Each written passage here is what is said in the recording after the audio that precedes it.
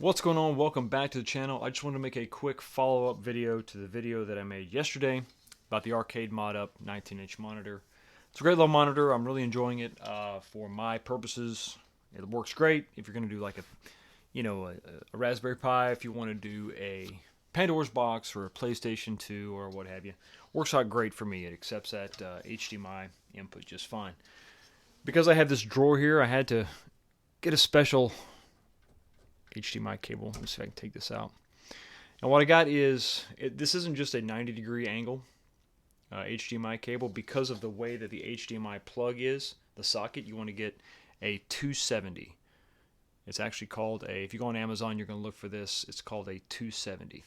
And that really just dictates the position of, or the angle of the 90. So if you go this way, that's 90 degrees. If you go this way, that's 270.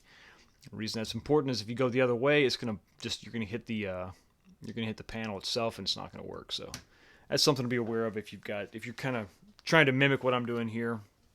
Just a little detail that you need to be aware of. If you don't do that, this thing, the drawer is gonna come in contact with that cable sticking down. So okay, so number two is this gonna work with your stock PCB? So I've tried this, and I had some catastrophic failures. So I hooked everything up the way that logic dictates. Here's a stock PCB, my Street Fighter.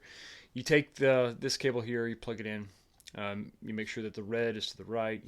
This is the same board that I use on my 17-inch monitor. So conventional wisdom would suggest that this will work. The issue I have comes here. So this is the power for the backlight, I believe, of the monitor. If I'm incorrect on that, let me know, but I believe that's what this is. Now you see that as you go to plug this in, it's not going to work because this socket is actually keyed in the reverse. So the way you would have to make this work is you would just have to switch this around and plug it in this way. Problem is, you can tell with these marks here that were made by very, very sneaky, it needs to go this way. Positive and negative needs to plug into the board this way. But you can't do that. So what I did is I swapped it around and plugged it in this way, and then I hooked up the power, and I got absolutely nothing out of this monitor. Nothing. When I realized what I had done, I took my Final Fight board and I actually pulled the socket off the board and flipped the plastic piece around so that I could hook this up properly. When I did that, I didn't get any backlight.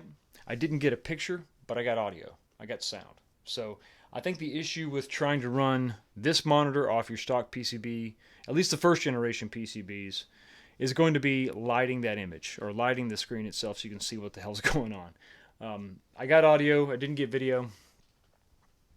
I don't know exactly what it is. You would think that this would work. It could just be this LCD, not driver board, but the board that controls the brightness, that controls the backlight, is just reverse polarity. So I'm not going to do anything that's going to damage this panel, because when I hooked it back up the standard way, it works fine.